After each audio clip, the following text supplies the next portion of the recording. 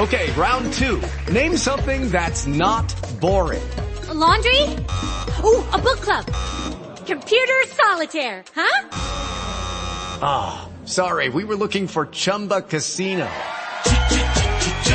That's right, ChumbaCasino.com has over 100 casino-style games. Join today and play for free for your chance to redeem some serious prizes.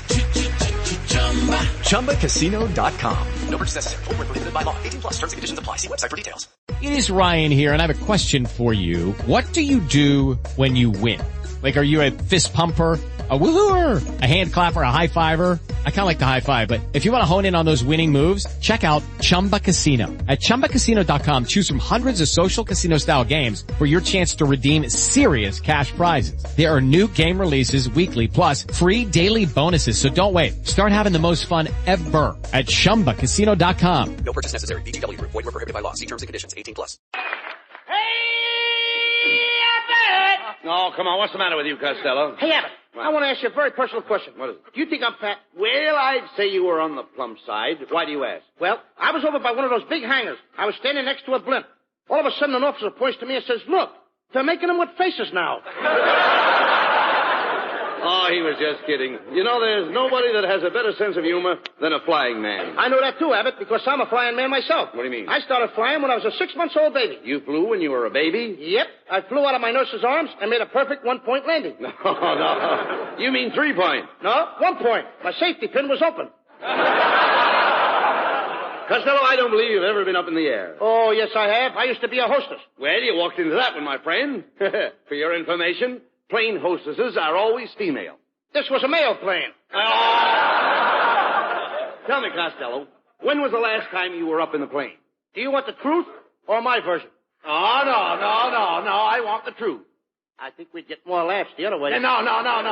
Tell the truth. Okay, I'll tell the truth. All right. I took my first plane ride today. Captain Dick Lassiter took me up in a great big plane. Tri-motor? Try what? I said tri-motor. Certainly we tried the motor. What do you think we did? Push it? No, skip it. I'm not going to get it up in the air and then try it. All right, forget about it. Forget about the motor? No. The other thing. By the way, what kind of a pilot is he? Was he flying blind? No, he was perfectly sober. What a dope. Of course he was sober. Well, never mind that. You know, Lou, I wonder what these boys down here at Long Beach do when they go on leave. Well, I saw a bunch of the boys down at the beach with their girlfriends. Did they go down there to spoon? Well, they didn't go down there to wash their socks. Well, here's Ken Niles. I've been waiting to see you, Ken. I was wondering what your wife thought of the picture we made last week. That's right, Niles. What did she think of my acting? Well, I don't mind telling you that she absolutely raved.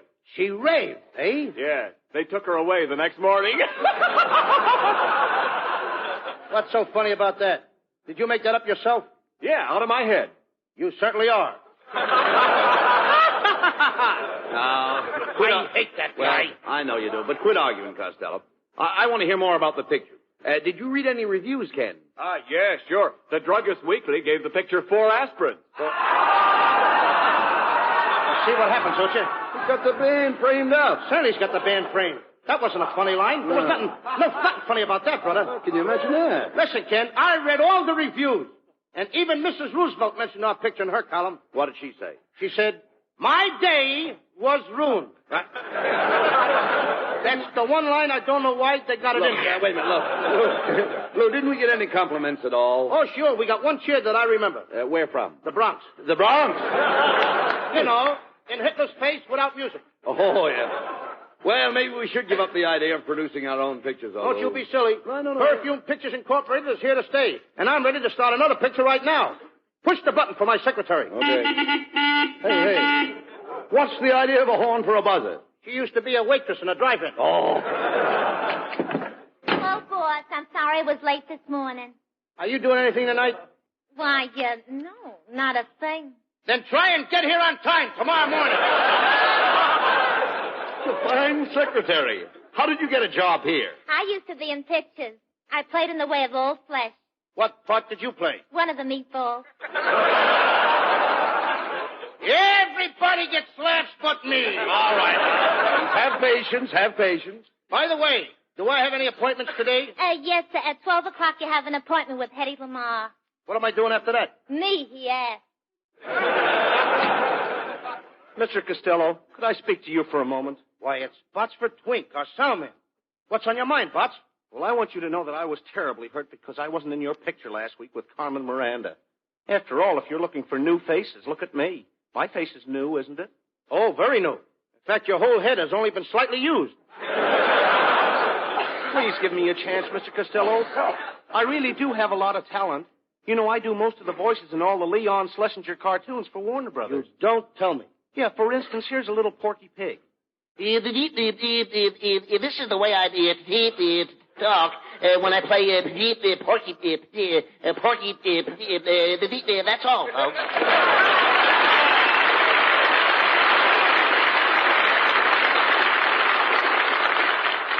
I'll play Porky for you for $1,000. What are you talking about? Warner Brothers don't pay you that.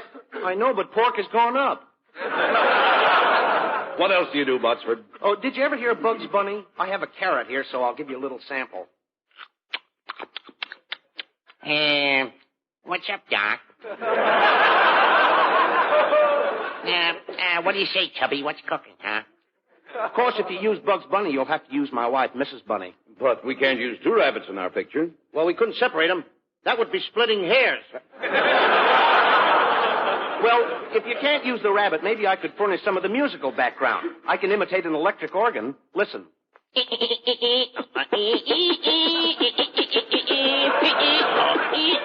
Clever, ain't he? Do you call it an organ? Now listen, Botsford. I can't use any of that stuff in my picture. Now, will you get out of here? Now look what you did. No. Now look what you did. Now look what you did. Every time you yell at me, I get the hiccups. Well, when you yell at me, he gets that. Why do you yell? How did I know? Did I know that when I talk loud, he gets the hiccups? Costello. Did I know that? Well, don't yell at him. Do All right. something for the poor fella. Please, Botsford. Talk nice to him. Botsford, I'm talking low and easy. Now, take it easy. No more hiccups. That brings him out of it. That brings him out of it. Does it? I didn't know that. All right, take it easy. How do you feel? Better now. Oh, you do? I feel fine. Oh, am I glad of that, Abbott. Now, let's get back to this picture. But, Mr. Costello, are you sure you can't use the organ? Botsford, how many times do I have to tell you that I don't... Please. Please, got him again, didn't you? I don't know what I'm doing. Get him out of here!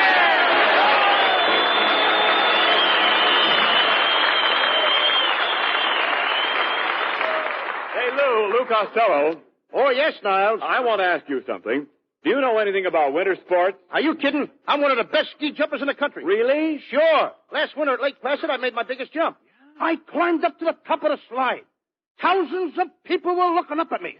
And when I leaped into the air, I went down at 60 miles an hour, and I made a sensational jump of 200 feet. 200 feet? Yep. And I could have even gone further if there was snow. Oh, much better tonight. Thank you. Lou, I know another good skier. And Costello, we can't hold up production on your new picture any longer. Now, we've got to get a leading lady. How about giving that secretary of yours a chance? She has blue eyes, blonde hair. And a Supreme Court figure. What do you mean, a Supreme Court figure? A Supreme Court figure? What do you No mean? appeal. Oh! Besides, I phoned Merle Oberon about playing a leading part. You did? Yes. I picked up the receiver and I said, Merle, darling. Merle, sweetheart. Merle, my love. And then? Then I dialed her number. Merle Oberon. Merle Oberon will be swell in our picture. You know, and I sent for a new fashion designer. What is this that just popped in here? What happened? Well, now, wait a minute. I sent for a new fashion designer. Is that it?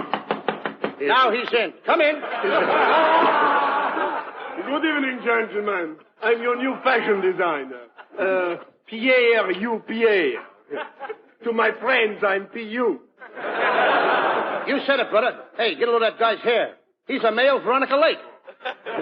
Pierre, this is Lou Costello. Oh, how do you do, Mr. Costello? Thank you, sir. You are just the man I'm looking at. I've not seen you in a long distance. Get the way his hair hangs over his face. Pardon me, Pierre. Was your mother ever scared by a sheepdog? Oh, come on. Leave the man alone. We've got to get him to design Miss Oberon's clothes. Now, no more remarks about his hair. Looks like a palm tree in a high wind, doesn't it? Well, Mr. Costello, I admit that my hair is a standing joke. Well, it needs a new switch. I don't know what's wrong there. Keep quiet. We must have Miss Oberon's wardrobe designed before she gets here. Pierre, would you mind telling us some of your ideas on women's clothes? Oh, not at all. The main thing is color harmony. Color harmony? What's that? Well, it's very simple, Mr. Costello. For instance, if you were carrying a pink bag, you would not wear a green dress, would you? Oh, gracious, no! I wouldn't dare! Why, I'd be the laughing stock of my sewing circle. All right, come on, never mind. What kind of line is that to get me a big man? Forget it. Skip those things. Come here, Pierre. Now, with a shortage of materials, how about something plain for Miss Oberon to wear?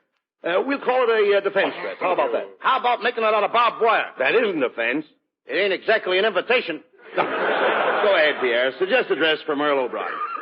Something that she can wear in our picture. Well, being a brunette, I would suggest that I make Miss Oberon a gown of apple green with a peach skirt, lemon trimmings, plum ruffles, an orange belt, and a tangerine scarf. Huh? That ain't a dress. That's a fruit salad.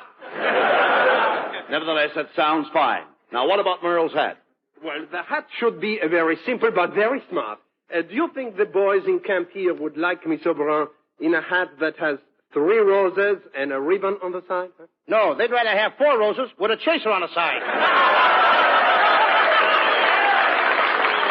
Now, get out of here, and I'll design the clothes myself. Oh, Costello, you can't design clothes. Is that so? I just invented a lady's leg paint that takes the place of stockings. It even covers the knees. It disguises the knees? You said it. You can hardly recognize the old joints.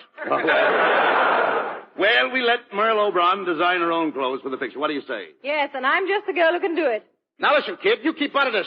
Look who it is. It's Merle Oberon.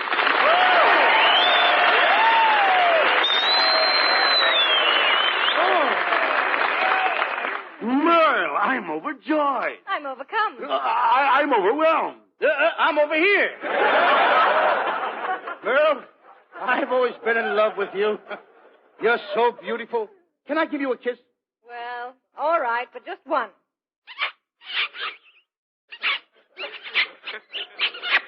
Lou, where did you learn to kiss like that? I used to be a bugler in a Boy Scout. Now, look, if you folks don't mind, we'll go over the script of the picture that you are going to play tonight. It's a story of the knights of old. Merle, you play a beautiful princess. And you wear a hoop skirt. Hoop skirt? Yeah, hoop skirt. That's a parachute with legs. Costello plays the part of a knight. He's in love with you. I thought nights were tall. Well, kid, on account of daylight saving time, the nights are getting shorter. As the first scene opens, Merle, you're in the palace, awaiting the arrival of your lover. You are playing the organ. Organ? Like this? Botsford, didn't I tell you that you couldn't be in this picture? I started it again. Don't shout at him. Oh, I'm sorry. I'm sorry. All right, I'm sorry. I'm talking nice and easy. Relax. Take it easy. All right, Botsford. Shout at him in a moment. I'm talking nice and easy. Can I talk? I'm okay. I'm sorry, Botsford. Very sorry. I'm okay now, Mr. Costello. Oh, I'm glad you are. Now keep out of the picture. You did it again. Don't yell at me. Botsford, I'm sorry. Will you please put a gag in his mouth? Put a gag in his mouth. Yeah. If I had a gag, I'd tell it myself. Come on, let's get back to this story.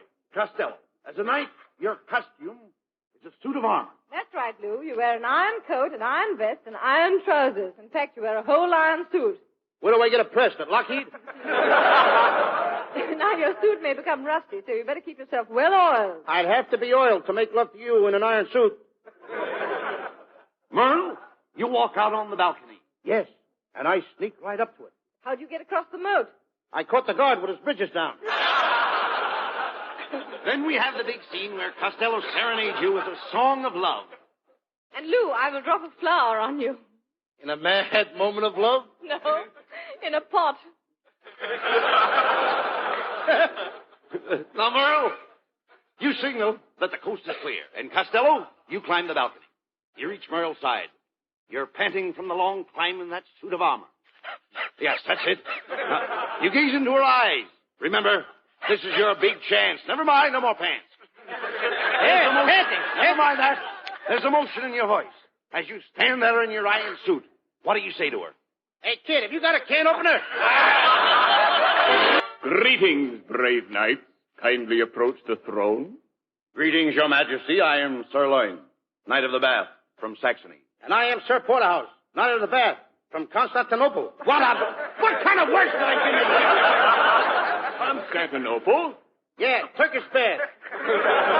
Greetings, brave knights. I'm the Princess Guinevere. And who are those beautiful dames with you? They are my ladies in waiting. Well, what are we waiting for? Quiet, Costello. Oh, Sir Porterhouse, you must save our kingdom. The people are angry. They're clamoring outside the gates of the palace. Just listen to them clamor. Clamor, clamor, clamor. Clamor. Did you hear that? The people are revolting. They certainly are. No, the people are starving. They have not eaten in 5 days. Oh, they should try and force themselves. They gotta eat. But, my dear princess, have we no food? Alas, no. The dragon has destroyed our crops. You mean all our corn is gone? Yes, there's only enough left for this program. What's so funny about that? What a fresh princess. Listen to the people shouting. They have been shouting for 5 days, but I dare not speak to them. I will speak to the people, Your Majesty. Open the door. I'll make a speech. People of Saxony! That got him. Now, my dear princess, just what do you desire us to do? My dear knight, for several years now, my father has been bothered by a terrible dragon. Why doesn't he pick up his feet? You don't understand. You don't understand. Nobody understood that. Today the dragon is coming to carry off the Princess Guinevere. You must save me from this mean monster, Sir Porterhouse. He's a very mean beast. Okay, kid. He has 2 heads, one at each end. How does he sit down? He can't. That's what makes him so mean. Well, don't be mean. Don't worry, princess. All right, I'm allowed one mistake, ain't I? I am not afraid of nothing. One time I climbed up a tree and I bagged a ferocious tiger. You went up a tree after a tiger? No! He came up after me!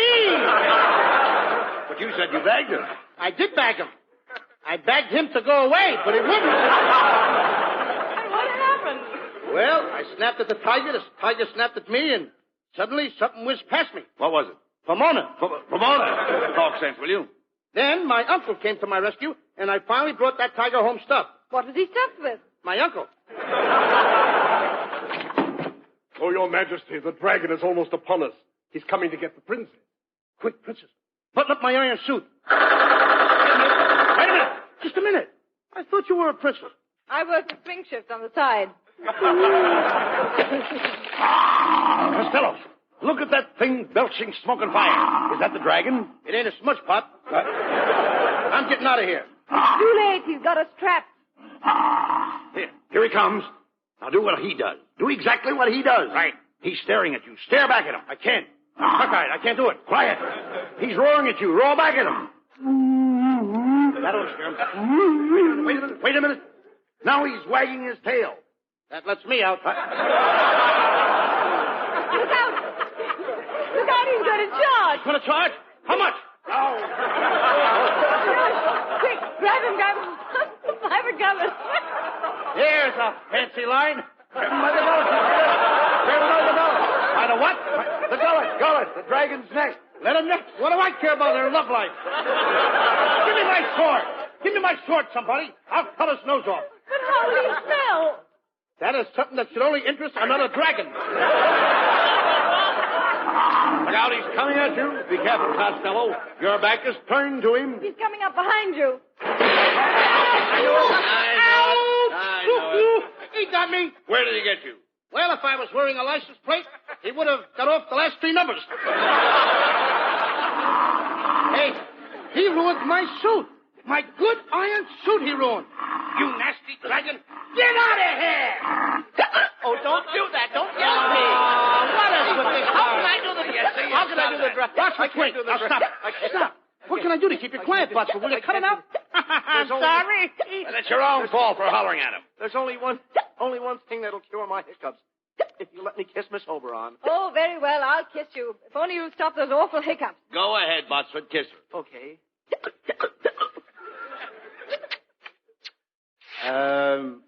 do you feel now, Botsford? Oh, I feel fine. But, what?